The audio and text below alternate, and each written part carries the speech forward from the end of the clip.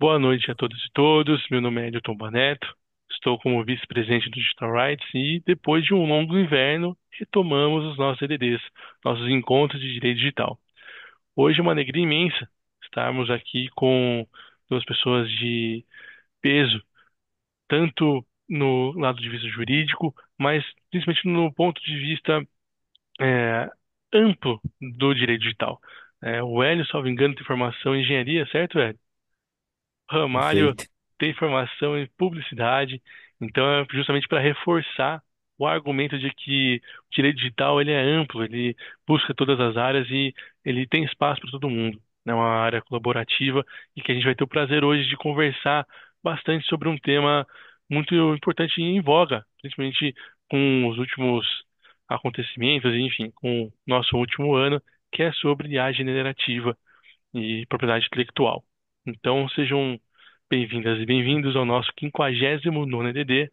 Nós estamos encaminhando aí para a nossa 60ª edição e fico muito feliz em poder contar com a presença de todo mundo que está nos assistindo aqui no Zoom e você que está assistindo a gente no YouTube.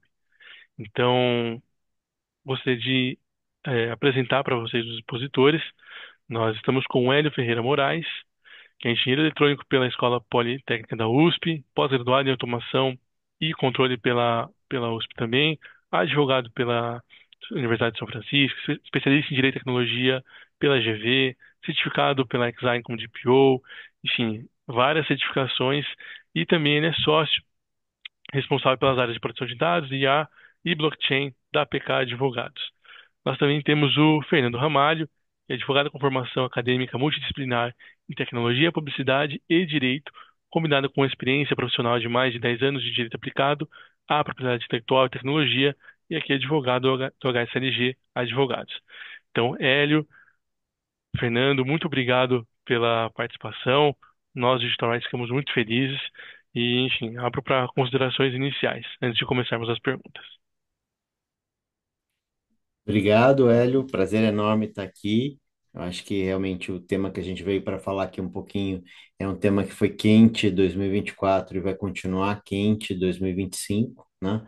Então acho que a gente vai ter a oportunidade de explorar aqui um pouco, mas o nosso projeto de lei ainda está em andamento, né? Então toda a parte de regulação e assim o assunto da inteligência artificial está mexendo não só com o Brasil, está mexendo com o mundo, né? Então, essa semana está quentíssima aí com a IA chinesa, né? A DeepSeek, que está mexendo com todos os mercados. Então, realmente, é um assunto que todo mundo precisa estar meio acompanhando aí. Então, prazer enorme estar aqui conversando com vocês para a gente falar um pouco sobre essa temática aí.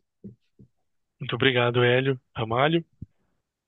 Agradeço também, Digital Rights também, pela oportunidade, também está do lado do Hélio também, é, aqui falando um pouco sobre a parte de IA, mas também mais pela parte de propriedade intelectual.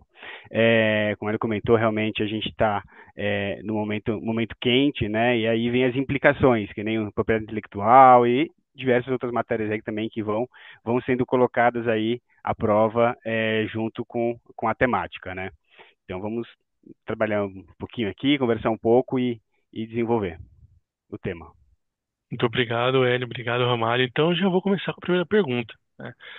Para contextualizar, a gente vai acabar adotando inicialmente até a própria definição que a Zendesk trouxe, muito embora existem outras definições doutrinárias sobre espécies de IA.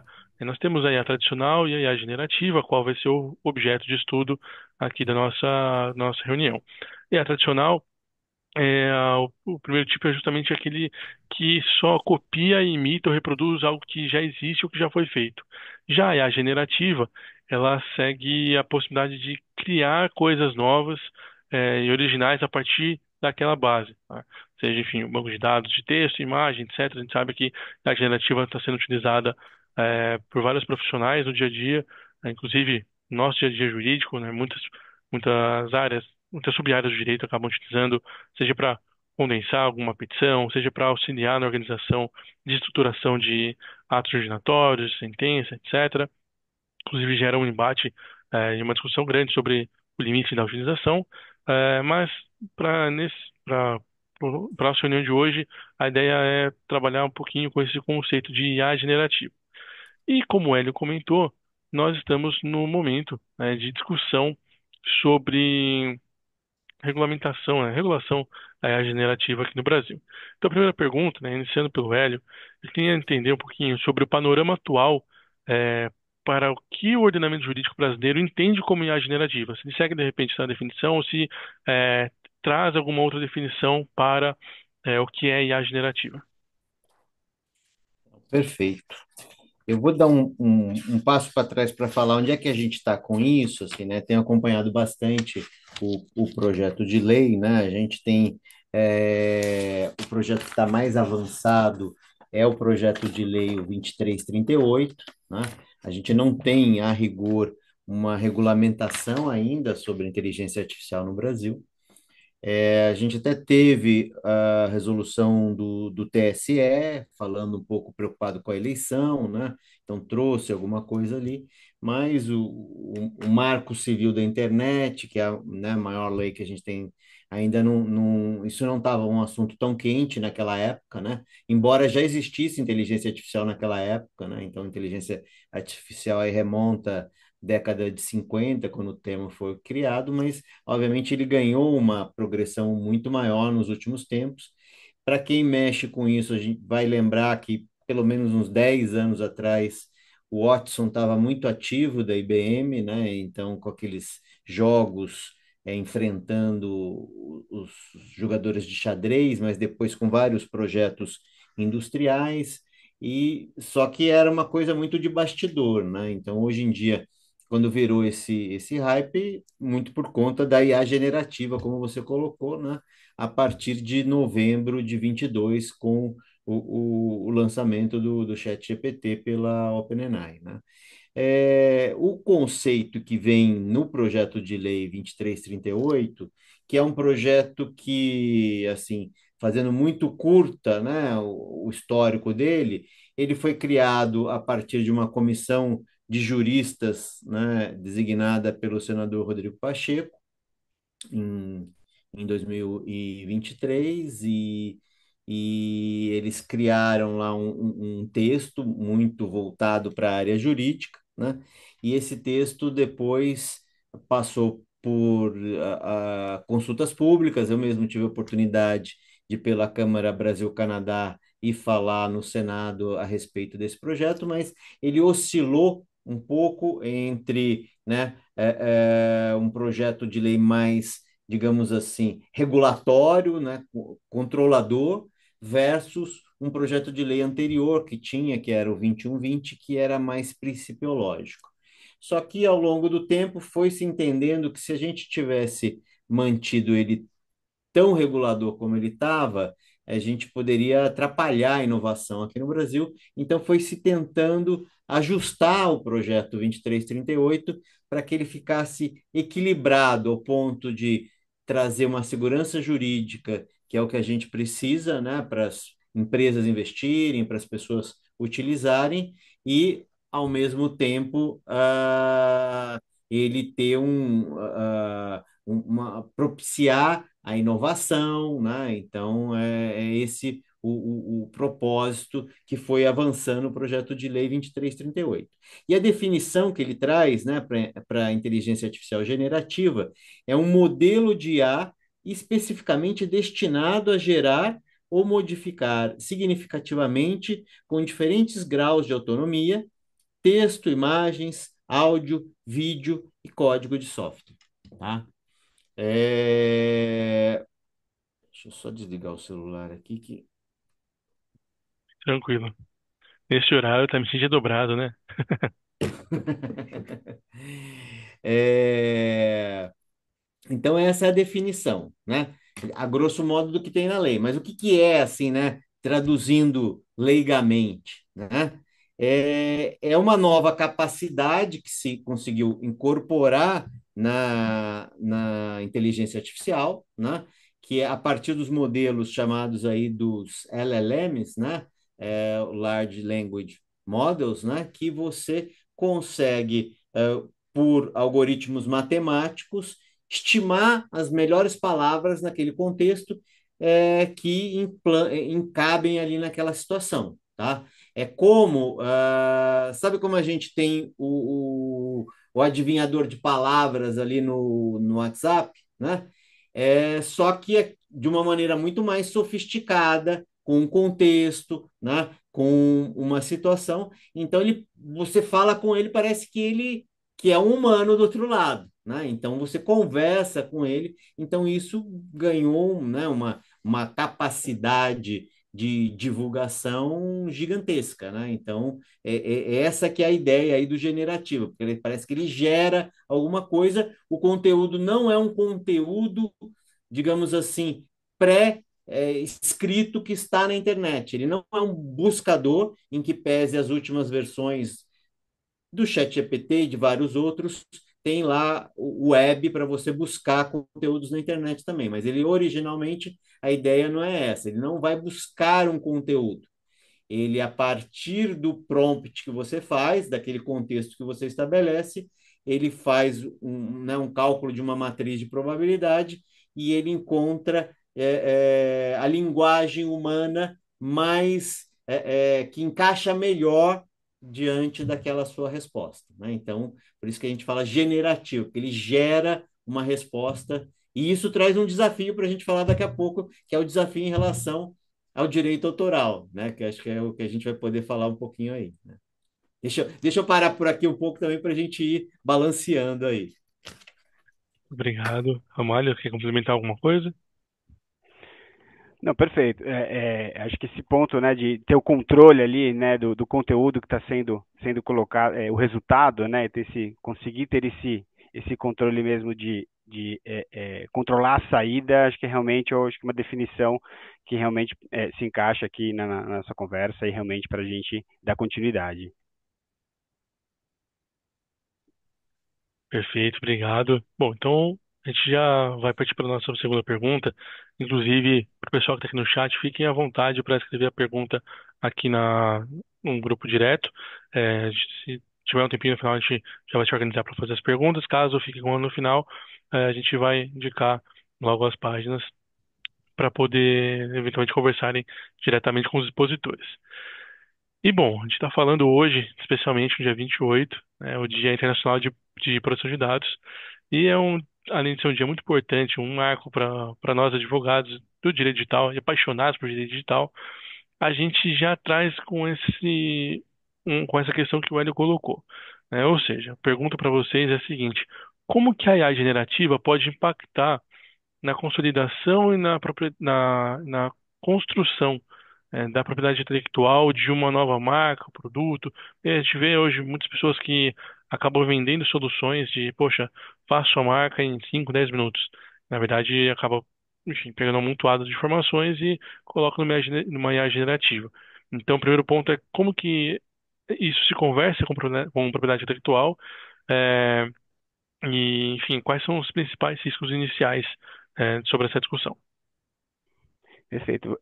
Acho que eu vou nortear aqui um pouco da conversa um pouco pelo PL, né, do 2338, realmente que é um norte que nós temos aqui, que de fato a gente precisa pensar nesses casos de dois pontos. Um ponto é a questão do conteúdo que foi alimentada esse sistema, e a outra é do usuário que está fazendo o uso desse material, né? Então, é um licenciamento, é uma autoria, eu sou autor, então a gente tem aí duas frentes que são bastante importantes, né?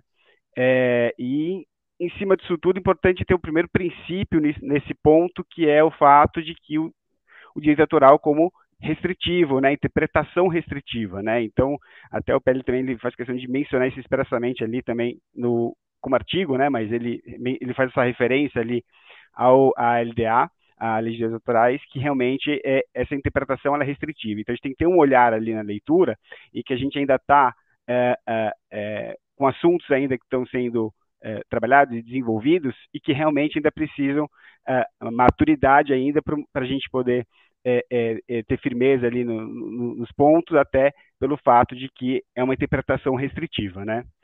Então a gente pode ter a questão de quando se alimenta ali o uso é, é, é, é, do sistema das plataformas, né, nós temos então a questão de que ele permite o uso de obras ali que são ali protegidas, tudo, mas para situações específicas, né? Então a regra de fato é que a gente tem a questão que o uso ele seja utilizado sempre com autorização, né? Então a gente tem a questão da mineração, ainda que é uma etapa ainda inicial, ainda de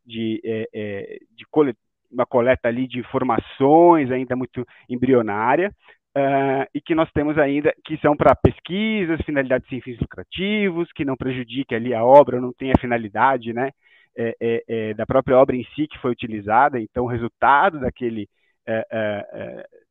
do sistema da plataforma e da IA generativa, ela não pode ter ali um efeito final de impactar na exploração daquela obra, né?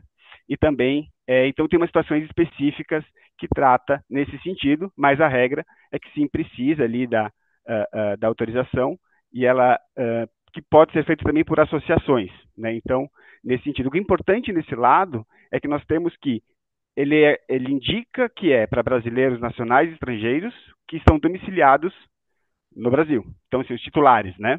Então, ele é específico. Então, apesar que, caso tenha um outro titular de outro país que faça, converse, tem direitos correlatos, né? Então, que tem a mesma proteção ali em outro país, ele se consegue, então, também estender ali a interpretação dessa regra geral de que é para nacionais e estrangeiros que estão domiciliados, titulares, né, que estão domiciliados aqui no Brasil.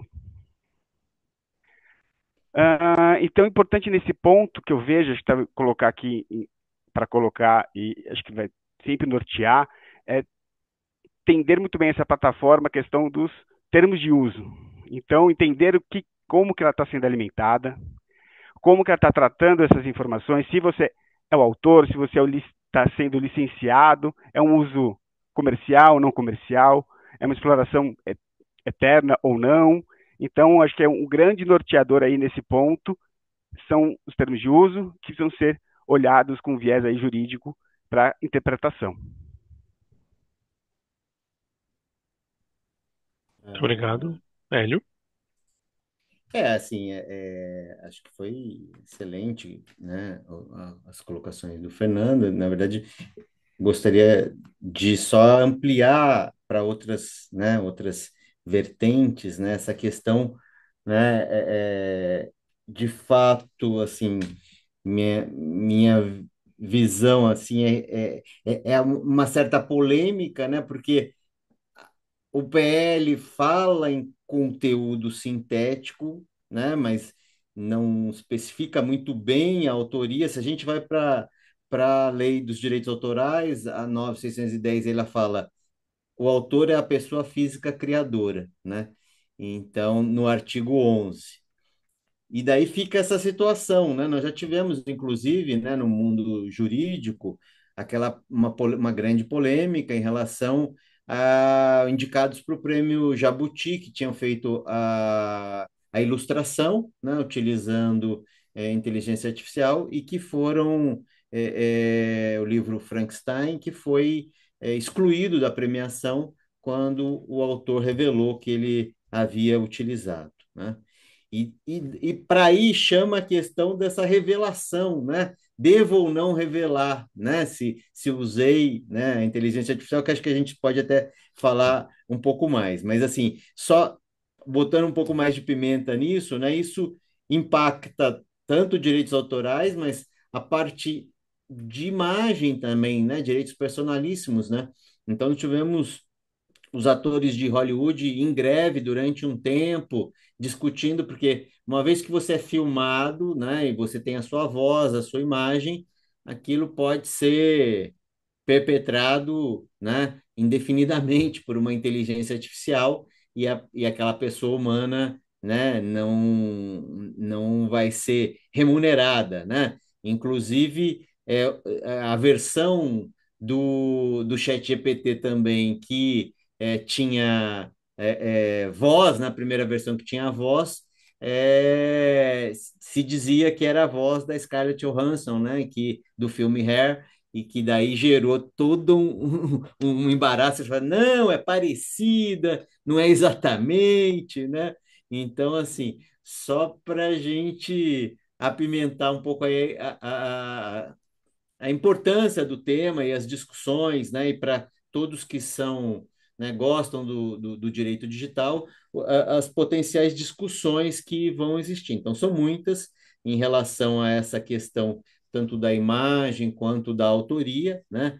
O que eu tenho visto um pouco, assim, né, como a gente ainda não tem uma regra, né, nós estamos falando aqui em tese, em cima do projeto de lei, né, do 2338, que desceu para a Câmara, daí já tem outros projetos, né, não sei como é que vai ser a dinâmica esse ano, né, o ano passado ele andou, de uma certa maneira, por um interesse também do senador Rodrigo Pacheco, que queria deixar isso como uma marca dele, e também, claro, né, dos outros senadores, mas não sei como vai ser essa dinâmica na Câmara, né?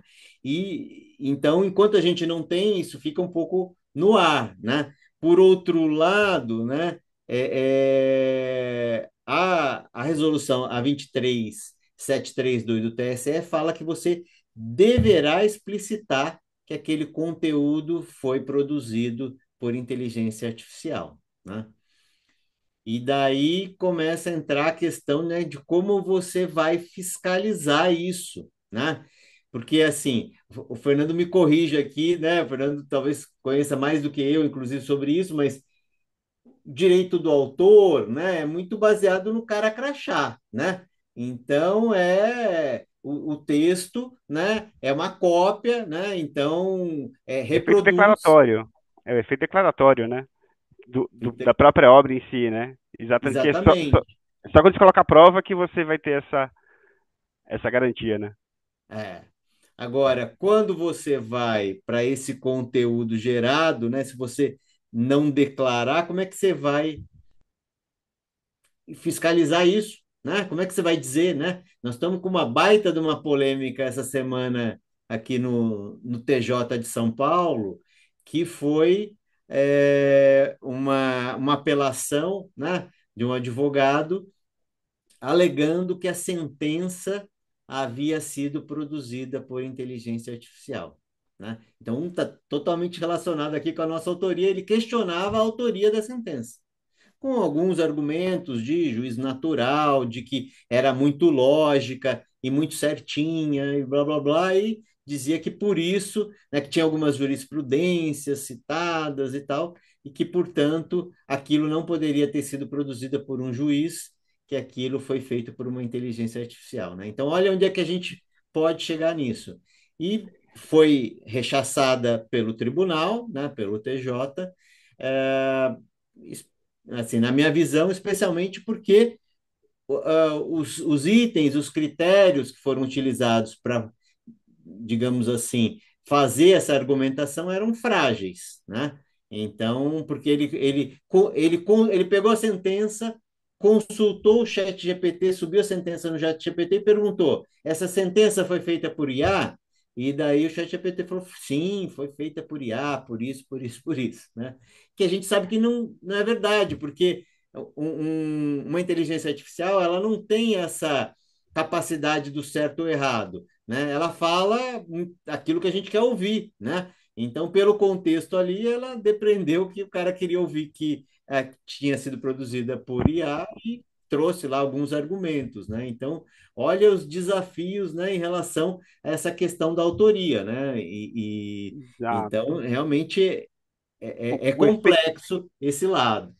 o ponto subjetivo que tem, né, de interpretação do quanto próximo é, então, por exemplo, imaginar um resultado, né, ali que foi gerado, de fato é ou não, e se foi utilizado também na base, e se tiver que tirar, como é que retira, né, vamos colocar que deu como, se interpretou ali como uma questão de violação, então tem a ferramenta da MEIS para que você desaprenda ali, né, na própria ferramenta, eventualmente que ela não use mais, eventualmente, aquela obra, né, então os bancos que já, vamos colocar aí, que já foram criados, já estão desenvolvidos antes do PL. Então você tem questões que realmente ainda pontos que não estão fechados ainda, né, em todos esses pontos. Tem o quanto que o prompt, de fato, ele gera um resultado autônomo, né? Então, o quanto que você está controlando todos os ambientes daquele resultado, né? Então, tem no Copyright Office, se eu não estou enganado, dos Estados Unidos, eles tiveram um caso ali em relação ao quanto o prompt ele controlava o personagem, mas não controlava todos os ambientes que estavam ali. Então, quanto que isso, de fato, aquela obra é uma obra nova criada como autoria e, de fato, como não e é da plataforma, e que são pontos que a gente coloca e que, conforme vai vai evoluindo o estudo, né? Também a gente vai tendo e vão firmando aí legislações, que nem nós temos o PL agora, né? Então, outros países também, Canadá, vão tendo também, então também vão tendo outros países que vão também trabalhando nesse ponto, né? Então, e aqui retomando de novo essa questão restritiva, né, do direito autoral, e que essa interpretação, né, na dúvida se coloca ali uma tendência para o autor, né, que a gente tem. Então, essa cautela então, na marca. Então, se eu tiver que divulgar que eu retirei, usei determinada inteligência artificial, como é que funciona no efeito de marca, né? Porque a marca está ali dissociada, né? Então, de fato, são questões que a gente ainda tem ainda para não tem um certo e errado, a gente tem que ir trabalhando no jurídico ali, como é que a gente vai a cada caso. Eu brinco que assim, alguns experimentos que eu fiz, né, assim, no uso da inteligência artificial, e um que eu acho bem interessante, eu pedi para ele escrever um poema do homem indo à Lua com base na narrativa do Camões. Então, você vai lendo aquelas estrofes, as 4 estrofes, terminadas do mesmo jeito que o Camões escreveu das navegações, né? Ele escreve um poema e daí, né, só para apimentar aqui, né, não é uma cópia, né, mas é um estilo, né, é o estilo do Camões. Claro, daí o Camões já está, né, tá prescrito aí os direitos autorais, mas começam a gerar esse tipo de polêmica, né, porque você vai ao A, tecno, estilo. a tecnologia vem e os problemas vão se adaptando, né? Os mesmos problemas vão se adaptando, né? Que a gente que também tem. É, e assim, até quando vocês estavam falando, eu lembrei. Se não me engano, no ano passado foi publicado um artigo no Migalhas, onde o autor ele comentava sobre a utilização de IA no mundo jurídico. Então, eu vou tentar buscar o link para poder mandar. E algo que me chamou a atenção, né, que ao final do texto, do artigo, ele fez um disclaimer ali, né, que o artigo foi auxiliado, foi elaborado com auxílio de IA, e ele colocou o prompt. Então, assim, eu achei interessante, porque, se não me engano, até citou uma norma internacional para justificar aquele ponto, quando a gente nem estava discutindo aqui sobre IA no Brasil, né? Sobre, enfim, a questão jurídica em si. Mas algo que eu me recordo também, quando começou a estourar o chat GPT, se não me engano, teve um juiz que fez uma sentença, ou, enfim, um ato ordinatório baseado na decisão do IA, e ele colocou o prompt, né, acho que, salvo engano, na fundamentação. Ele escreveu quais são as perguntas que ele fez, etc e tal. A gente vai entrar numa outra discussão, eventualmente, de justiça digital, se isso é válido ou não, se isso é eficiente ou não. De repente, poxa, faz sentido a gente usar uma IA para fazer sentenças, talvez no juizado especial civil, utilizando-se como base, né, como banco de dados, as próprias sentenças que foram proferidas aquele foro, né? Então, acho que é um ponto bem bacana para discussão. E falando um pouquinho sobre autor, né? Aqui a gente chegou à definição de discussão, né, do que seria um autor para A ou para B, etc. E eu gostaria de ouvir de vocês aí, obviamente, uma questão mais pessoal.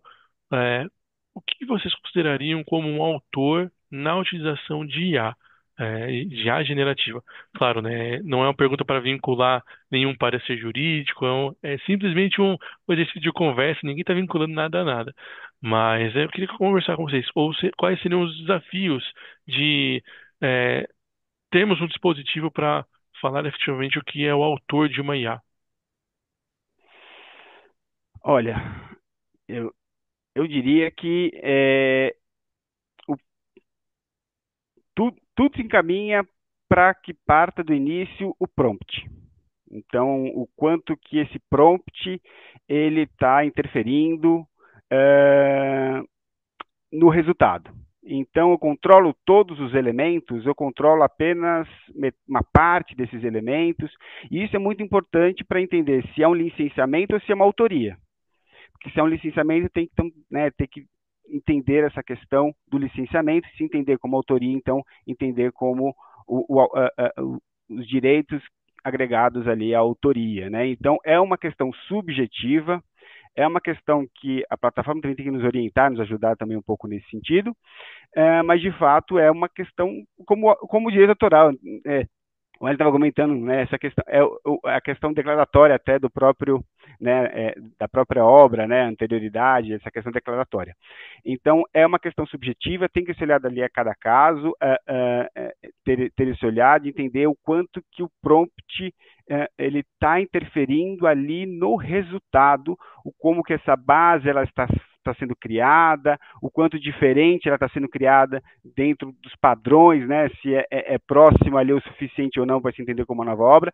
Então, é um ponto que tem que ser ali a cada caso, partindo desses parâmetros que a gente entende até como da LDA e até também que já existem ali no nosso ordenamento. Entendo que o Hélio também concorda da mesma forma. Eu concordo. O que eu tenho visto assim no mercado, né, como a gente ainda não tem uma regulamentação, então, por exemplo, na área acadêmica, eu tenho visto algo parecido com o que o Hélio falou, de você mencionar, não necessariamente, eventualmente, todo o prompt, mas que foi feita com auxílio de ferramenta de inteligência artificial, né? Então, isso como uma boa prática e tem sido aceito, né? No final do dia, assim, a visão que eu tenho é que a responsabilidade pelo conteúdo acaba sendo da pessoa física que interagiu com a inteligência artificial, né? Então, ela gerou o prompt, né? Ela interagiu, ela pediu, tira isso, tira aquilo. Por isso que o que eu tenho sempre falado para as pessoas é não pergunta, pega e usa sem análise crítica, né? Porque a ferramenta, ela é, como eu falei, um modelo matemático estatístico, ela vai trazer, ela não tem nem assertividade, né? Então o pessoal fala muito aí das alucinações, que ela traz respostas às vezes completamente equivocadas. Então você tem que ter conhecimento daquele tema que você está ali interagindo, com aquele, né, conteúdo que você está querendo produzir, para poder extrair o melhor da ferramenta e saber fazer o juízo de valor, né? Então, por exemplo, na área jurídica, né, dá para utilizar para fazer petição, mas a petição final é sua, né? Então, a gente teve né, teve um caso muito famoso, né, que era o caso da Avianca, né, que o advogado utilizou jurisprudências citadas pelo ChatGPT que não existiam, né? Mas você olhava assim, né, parecia perfeito, dava o número, não sei o que lá, e daí a outra parte foi lá verificar, denunciou para o juiz e simplesmente eram inexistentes, né? Então, tem que se tomar muito cuidado. Eu mesmo já utilizei, às vezes, para poder fazer relatórios e tal, e ele buscou leis que não existiam, buscou relatórios que não existiam, citava, né? Fazia coerência, o texto era coerente com aquilo ali, mas eram coisas que tinham sido inventadas ali pela inteligência artificial. Então, para mim, assim, a responsabilidade final de autoria acaba ainda sendo da pessoa física, né? Por enquanto, né? Não sabemos quais vão ser, né? Os desafios aí das leis autorais, mas eu vejo um pouco com esse viés, porque a responsabilidade é sua de ter publicado aquilo ali, né? Se ali está violando, pode violar direito de terceiros, né? Você tem que eventualmente saber fazer essa verificação. Tem várias questões. Pode ter viés, né? Então, esse é um grande problema, né? Então, viés dos mais variados tipos, né? Uma das questões que estava se questionando, por exemplo, hoje, essa IA chinesa, né? A DeepSeek era que, se você fizer alguma pergunta sobre o Partido Comunista Chinês ou sobre as questões, né, polêmicas envolvendo o governo chinês, que ela não responde, né?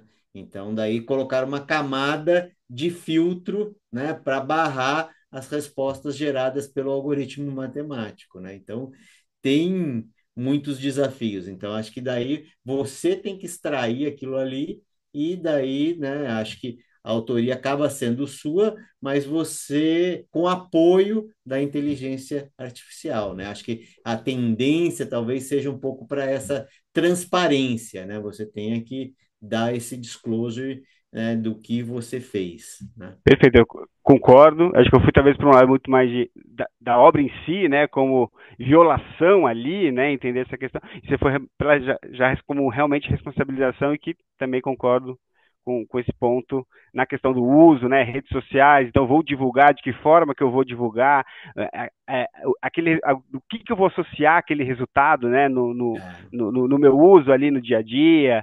Então, de fato, que aí você entra realmente nas responsabilizações e realmente isso realmente tem total pertinente esse ponto. Eu até me recordo agora, né, quando teve esse caso que foi tornado público, né, da Avianca, lembro que a orientação para a utilização do prompt era acrescentar justamente uma ordem, né, justamente não invente jurisprudência, mencione, referencie todas as jurisprudências que você indicar, enfim, acho que isso até nos ajudou na evolução da engenharia de prompt, né, de como elaborar o prompt correto, né, dar a ordem para ser para não inventar jurisprudência, não inventar legislação. Esses dias mesmo eu acabei utilizando, enfim, para fins de estudo e ele confundiu uma súmula do STJ com uma do STF, que não tinha nada a ver com o assunto, né? Então é realmente a importância de quem vai exercer efetivamente aquele conteúdo, né? Quem vai, poxa, vou usar numa petição, é responsabilidade, né? A gente tem a assinatura do token, a assinatura física, a gente vai estar divulgando é, aquilo, então, poxa, é que tem quando começou efetivamente por utilizando a internet, né? Ah, vou usar um buscador, vou usar, sei lá, Yahoo, Google, Bing, enfim, para pesquisar algum assunto. Ah, mas será que é verdadeiro ou não? Poxa, mas era tão mais fácil olhar na enciclopédia, né? Enfim, mas poxa, são ferramentas, né? As ferramentas elas podem, devem ser utilizadas, claro, com sabedoria aí, referenciando. E aí eu já vou para a nossa última pergunta que até o Ramalho comentou agora um pouquinho na última fala dele sobre redes sociais. Me chamou a atenção alguns vídeos que viralizaram no mês passado. Um que foi no TikTok, se não me engano, foi o Cadu Caos, que eu achei muito curioso. Tem um jogo chamado Skyrim, e enfim, já está há anos aí no mercado. O pessoal criou um mod para o jogo, onde o player interagia através de conversa com os NPCs, e esses NPCs respondiam porque eles estavam vinculados a uma IA. Eu acho que era o chat GPT. Então, o que assim, fez viralizar esse corte foi o Cadu, enquanto player, estava conversando com o NPC para que o NPC chegasse à conclusão que ele era uma IA. Então, assim, foi realmente uma experiência, né, um experimento ali da parte dele, viralizou e a gente estava falando sobre jogos que estão utilizando IA.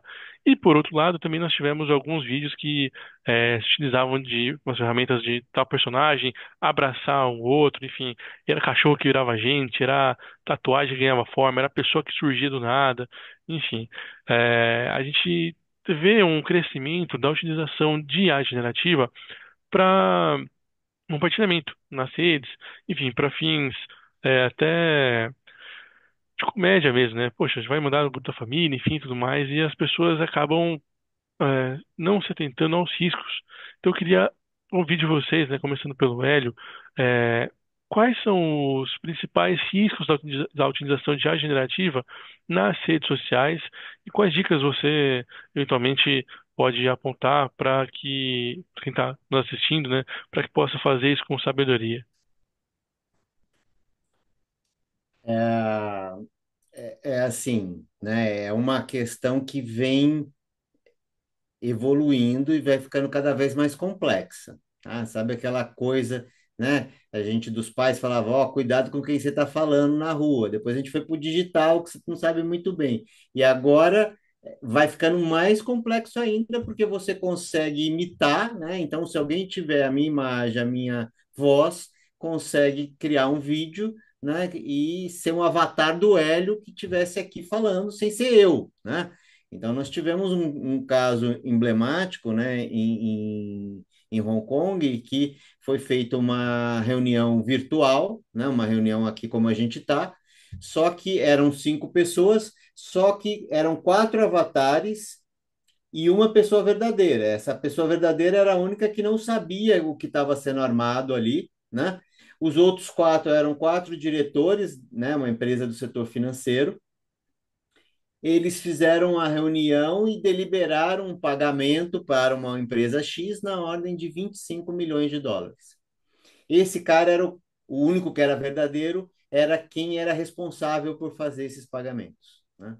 E ele foi, fez o pagamento, foi chamado a Londres, chegou em Londres, ele descobriu que não tinha, não, aquela reunião não tinha sido verdadeira, né? Então, olha a complexidade disso, né? Esses golpes, né? O golpe que, oi mãe, eu tô aqui, né? Bati o carro, não sei o que lá, né? Então já existem notícias de gente fazendo isso pelo Instagram com imagens de familiares, né? Então, se você tem uma amostra da voz, uma amostra das fotos da pessoa, você consegue reconstruir ali o avatar e chega a pedir, interagir com a pessoa, né? E a gente, assim, é difícil às vezes de reconhecer. Então, nesse caso, por exemplo, que foi noticiado, a mãe só reconheceu porque ela chamava ô mãe, e a filha não costumava chamar ela de mãe. Mas era um vídeo, ela teve uma conversa de vídeo com a filha, né, que era um avatar, pedindo dinheiro. Então, assim, pediu Pix? Não, né? Fala pessoalmente, né? Então, tem que tomar muito cuidado com isso, as pessoas caem muito nessa história, né? Então, tivemos outros casos aí clássicos, não tanto para golpe, mas o Trump sendo preso, o Papa, né, de casaco de grife, né? E as pessoas acreditam, né? Porque assim, é tão realístico aquilo ali. Então, nas redes sociais, que a gente já tinha um ambiente, né? A gente tinha toda essa discussão da necessidade ou não de regulamentar as redes sociais por conta, né, das deepfakes, né? E, e olha que deepfake não é um sinônimo de IA, né? Porque deepfake é feita muito antes de IA, né? Então, IA é só uma ferramenta que torna mais difícil a identificação de uma deepfake. Então, os desafios vêm cada vez mais, né? Então, a gente desconfiar de tudo, né? Desconfiar nas interações digitais, né? Claro que elas são importantes, o mundo foi empurrado para o digital, né? A gente facilita muito a vida, então, em muitas situações, mas todas as vezes que envolver dinheiro, pagamento, compras, né, de produtos, tem que estar muito atento, né? Principalmente sites fakes, né? Publicidade fake. Esses dias eu estava vendo alguns artistas reclamando, né, que a imagem dele era usada em vídeos no Instagram para vender produtos que não era ele, né, que estava vendendo, né? Eram terceiros que editavam a imagem e faziam vendas que não existiam também, né? Então, olha só a complexidade. Então, realmente, a gente precisa ficar desconfiado, né, de tudo na É. internet, nas redes sociais, porque vai ficar cada vez mais desafiador a gente identificar quando a gente está falando com uma pessoa real ou com uma pessoa virtual. E até puxando a questão da publicidade, tem a questão dos atores, né? Então, nos Estados Unidos, por exemplo, a questão dos dubladores, né? Então, essa questão de que, entendendo como é que está o mercado ali, que poderia suprir ali, usar a voz ali, né? Masterizar e utilizar ali a voz para outros idiomas e tudo mais, né? Então, são questões que são colocadas. Então, a idade também, por exemplo, será que tem que ter uma limitação de idade? Será que isso é suficiente, né? Então, ou não, né? Então, assim, apesar que o uso ele pode ser utilizado para os dois lados, né? Então, essa dicotomia que se tem também nessa questão do uso, então, essa questão de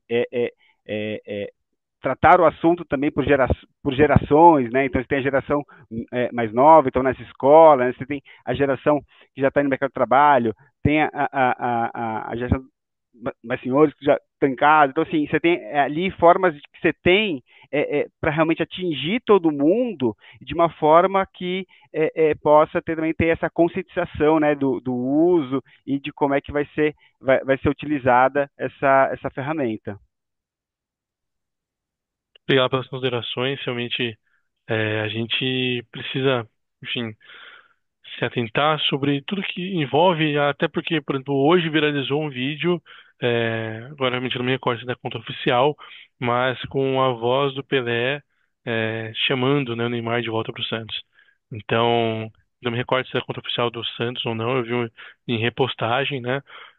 Mas é algo para se chamar a atenção, né? Poxa, tá usando como uma peça de marketing de uma pessoa. A gente vai entrar em questão de direito digital pós-mortem, né? A utilização Uhum. da voz, do pessoal sensível, inclusive do titular que fala já falecido, e enfim, qual que foi a finalidade para isso? Enfim, outras pessoas utilizam a voz para outras coisas, mas é um ponto muito bacana e, inclusive, tocou aqui no ponto que o Plínio tem uma pergunta para fazer. Então, durante a pergunta do Plínio, gostaria que quem estivesse aqui no chat, né, participando, se alguém quiser fazer uma pergunta, por favor, pode colocar por aqui. A gente vai ouvir a pergunta do Plínio e já se direciona para o encerramento. Mas caso não tenha, a gente não consiga responder em tempo hábil as perguntas agora, a gente vai direcionar para os expositores. Plínio? Obrigado, Helio. Bom, uma alegria, uma honra contar com o Hélio, com o Ramalho aí nessa palestra, nessa apresentação super legal, esse debate, na verdade, super construtivo. E eu queria divagar um pouquinho, mas vou tocar rapidamente no tema aqui. O Hélio comentou sobre a importância do artigo 20 ali do projeto de lei, né? Que trata da discriminação clara de se houver a utilização de alguma inteligência artificial generativa, aquilo vai ser claramente declarado no formato de utilização. E só que assim, a gente está num momento muito preliminar da inteligência artificial. Eu lembro que lá atrás, nos primórdios do chatbot, né, muita gente criava seus próprios chatbots nos anos 90 e ficava parametrizando no seu próprio computador ali o que seria um chat GPT atualmente, só que a base de dados era assim, absurdamente inferior. E é, a gente vê hoje algo ainda incipiente no sentido de produção de conteúdo meramente. A gente não sabe ainda o que vai ser criado por meio de inteligência artificial e por pessoas para que a inteligência artificial se desenvolva de alguma forma um pouco mais complexa, né? Então, eu cito aqui uma possibilidade, e isso eu não li em lugar nenhum ainda, mas uma possibilidade da inteligência artificial de alguma forma fazer hardwares tailor-made para a pessoa que está produzindo prompt. Então, muita gente fala da Skynet, que a inteligência artificial por conta própria vai produzir ali um outro sistema por conta própria que vai ter autonomia, ou singularidade, vai alcançar ali a possibilidade de pensar por si só e chegar a decisões próprias. Mas e se terceiros fizerem também algum tipo de utilização indevida que produzir efeitos de forma macro, como por exemplo o DeepSeek, que foi a inteligência artificial chinesa que foi divulgada durante esse final de semana, ela é open source. Então qualquer um pode instalar em seu computador e eventualmente pode parametrizar novas coisas. A gente não sabe muito bem o que vai começar a sair daí. E vai ter muita gente bem intencionada, mas a gente sabe que também tem gente que não tem boas intenções. E aí fala, puxa, tem que demonstrar de alguma forma que haverá, que houve, aliás, a utilização de uma inteligência artificial para a produção daquilo. O que é aquilo? É um conteúdo? É uma imagem? É um texto? É o quê? Se for uma imagem, metadados bastam. Se for um texto, já não é tão fácil, porque você copia e cola o texto e coloca num conteúdo, você não consegue identificar o que mais pode sair dali? E aí eu vou fazer uma parametrização com relação ao artigo 19 do Marco Civil da Internet, que está em voga, está todo mundo discutindo, todo mundo falando, sei tudo sobre o artigo 19, mas no fundo, o pessoal não está se aprofundando como poderiam. E caramba, a gente está falando que a responsabilidade vai ser sempre da da plataforma ou a responsabilidade é sempre do usuário? Eu acho que tem que haver um meio termo. E quando a gente fala de prompts, nem sempre o prompt que você produz com boa intenção dá um resultado da IA generativa de boa intenção também, por mais que não haja intenção por conta de uma inteligência artificial ou algo que funcione de forma autônoma.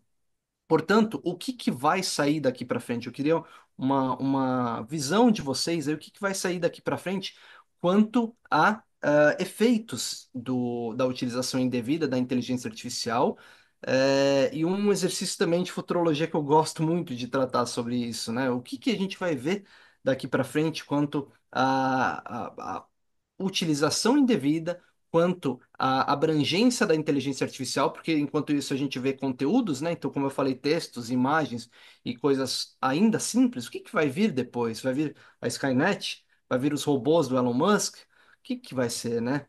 Queria uma opinião de vocês sobre isso e essa correlação com a liberdade de expressão do artigo 19, que poderia ser interpretada também como um notice and take out dentro da plataforma de inteligência artificial generativa. O que que vocês acham disso?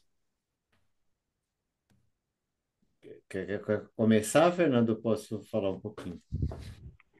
Vou fazer só um ponto do que o Plínio comentou, que é a questão, por exemplo, que você comentou daqui para frente, né? Isso me lembra do MoMA, que teve ali é, uma apresentação, colocar uma apresentação que teve ali de uma obra, né? Então, que era ali por IA, então ele pegava a temperatura, pegava N fatores ali para ela indo, ela se moldando, e o ateliê desse artista. Então ali tinham profissionais diversos, tinham cientistas, tinham médicos, tinham ali realmente profissionais diferentes áreas, todos eles tratando ali, ajudando a alimentar e colocar aquelas obras que eram as obras antigas do MoMA que tinham sido utilizadas, feitas ali as apresentações. Então eles estavam coletando tudo aquilo, cada um na sua área.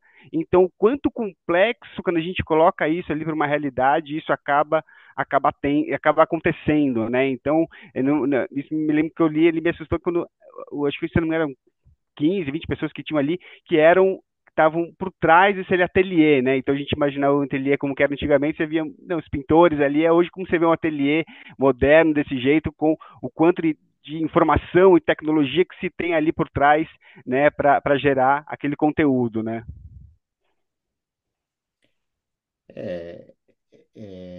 Eu acho que assim, né? A gente, de fato, tem muitos desafios ainda. Acho que a gente está muito longe de chegar nessa coisa, né? Do famoso risco Skynet, né? Porque hoje ela não pensa, né? Então é tal, o pessoal chama da inteligência artificial geral, né?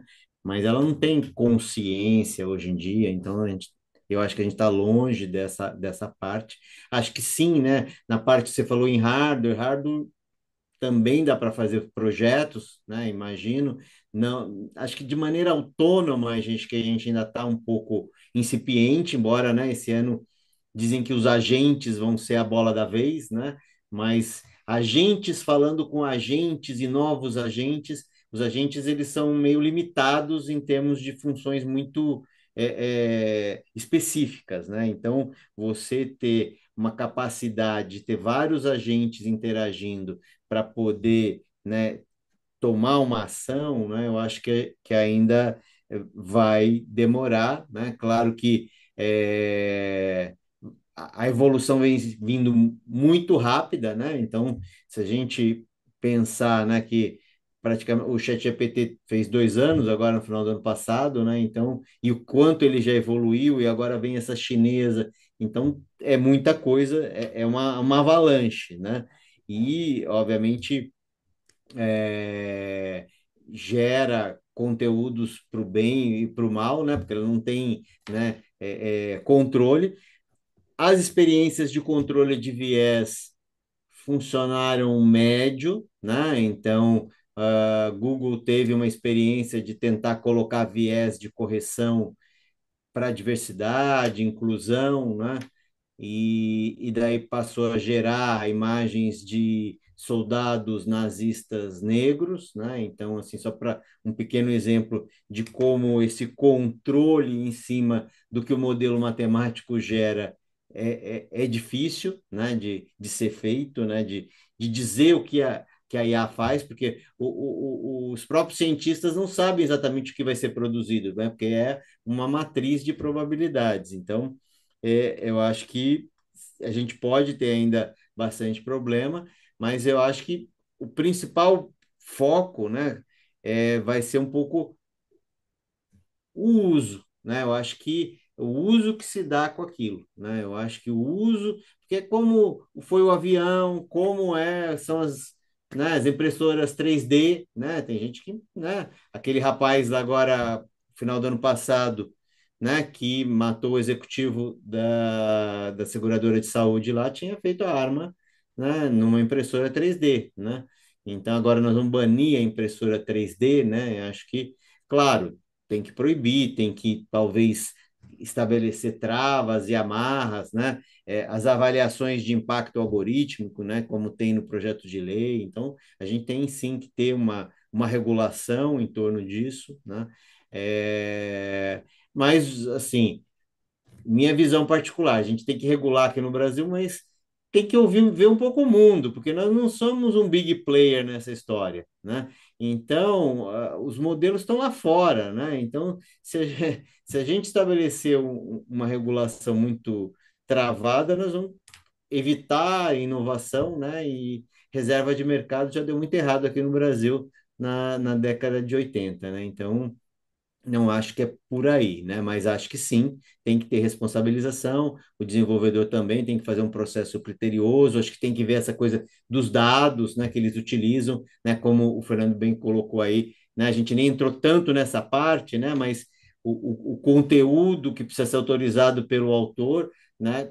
Nenhuma seguiu essa, que eu saiba, né? Nenhuma delas seguiu esse caminho, né? Então, eu acho que tem muita coisa para ser corrigida aí dentre, né? A tecnologia permite muita coisa, mas nós, como sociedade, precisamos, né, direcionar um pouco isso para aquilo que seja benéfico para nós como indivíduos, né?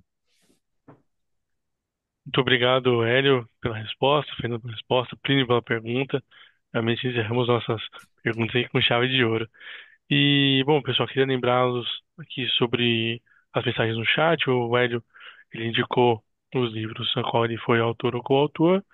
E, É o livro que a gente vai inclusive, sortear, né, o Xará, que é o isso. livro. Então, já vou avisar todo mundo aqui, já vou tirar um print da captura de tela da nossa lista de participantes, porque essa lista vai ser utilizada para realizar um sorteio que nós iremos divulgar lá no Instagram do Digital Rights, que gentilmente, o sorteio de um livro gentilmente foi cedido pelo Hélio, tá? É um livro que ele lançou no final do ano passado, que o título foi uma parceria com o Senac, né, Hélio? O título é E Privacidade e Proteção de Dados Pessoais, a série universitária, tá? Então, foi a gentileza de sortear, de doar para a gente sortear. Então, acompanhem nos próximos dias no Instagram, @digitalrightscc, que nós iremos indicar quem foi o ganhador ou ganhadora do sorteio.